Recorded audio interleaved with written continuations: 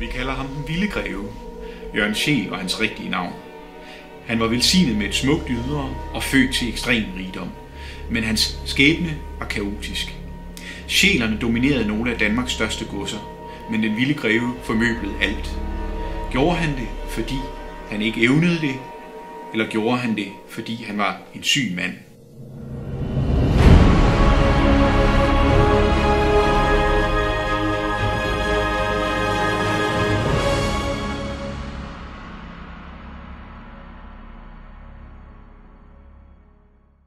Altså Jørgen Scheel fik tilnavnet Den Vilde Greve, og det er jo sådan noget, han har fået i lidt mere moderne tid, kan man sige, i museumstid, som vi kalder det. Det er selvfølgelig ikke noget, han blev kaldt i sin samtid. Men han har fået navnet, fordi han er en ganske særlig person her på Gammel Estrup.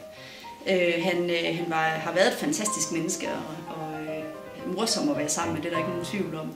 Han kunne lide at holde fester, han kunne lide at være sammen med andre mennesker, og han var utrolig interesseret i rigtig mange forskellige ting. Han kunne lide at rejse, han kunne lide bøger, han kunne lide videnskab, han kunne lide musik, han kunne lide kunst.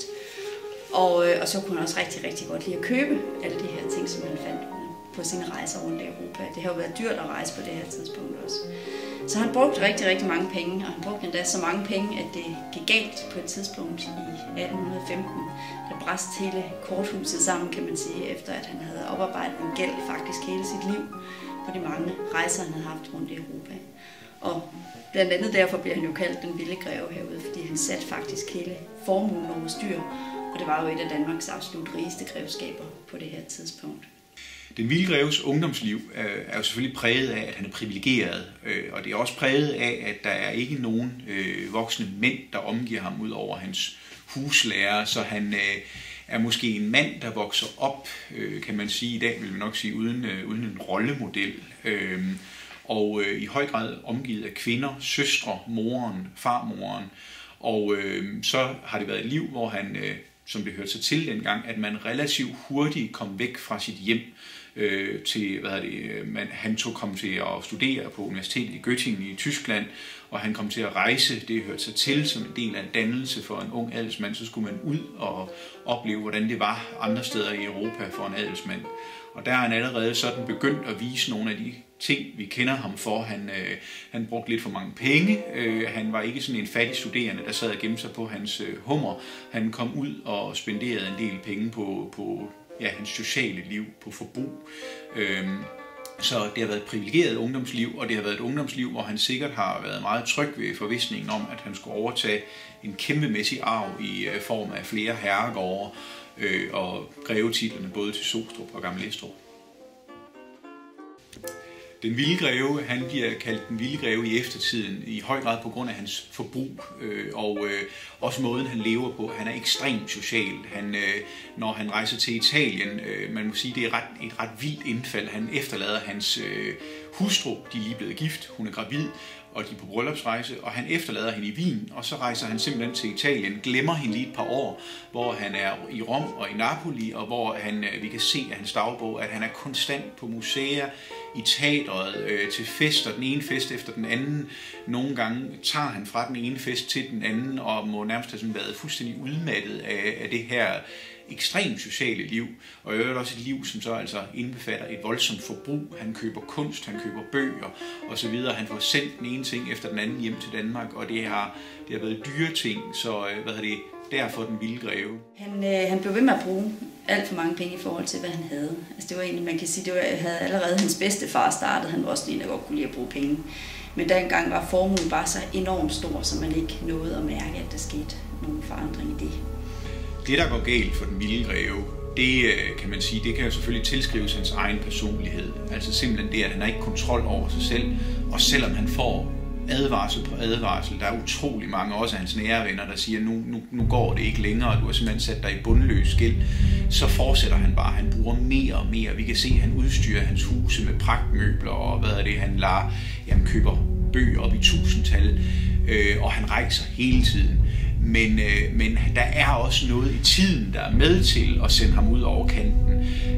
1800-tallets begyndelse er en ekstremt usikker tid i Danmark. Man kan sige, nu har vi snakket finanskrise, der sker noget tilsvarende i begyndelsen af 1800-årene i Danmark, hvor økonomien er ekstremt usikker, og der er ikke kontrol med de måder, man låner på. Så man kan sige, sige, der er noget af det samme, der gør sig gældende. Altså han får mange advarsler, det må man sige. Han får mange advarsler hen ad vejen.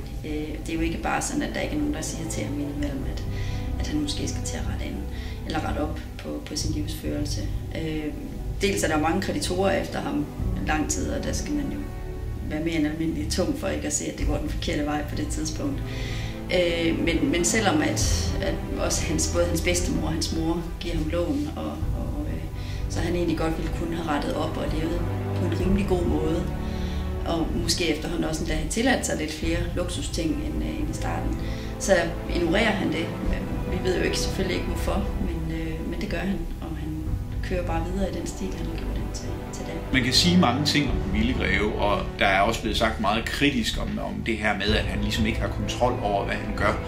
Og man kan måske sige i dag, altså ikke at man kan skyde skylden på det, men i dag kan man måske sige, at han ville nok have fået en diagnose, han ville nok have været diagnosticeret som manisk, fordi han er kendetegnet ved det her, men han kan simpelthen ikke, også selvom vi kan læse hans breve, han har intentioner om at få styr på tingene, men det lykkedes bare aldrig. Men man kan jo kun bruge så mange penge, før det begynder at gå galt, og det har altså været enorme summer, han brugte.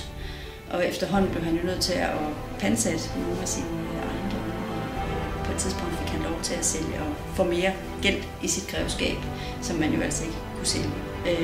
Men efterhånden så var han jo nødt til at skille sig af med sin ejendom en efter en, og til sidst var kun Gammel Estrup tilbage. Det var et stamhus og bundet til familien og kunne ikke ophæves som sådan. Det kunne han simpelthen ikke sælge.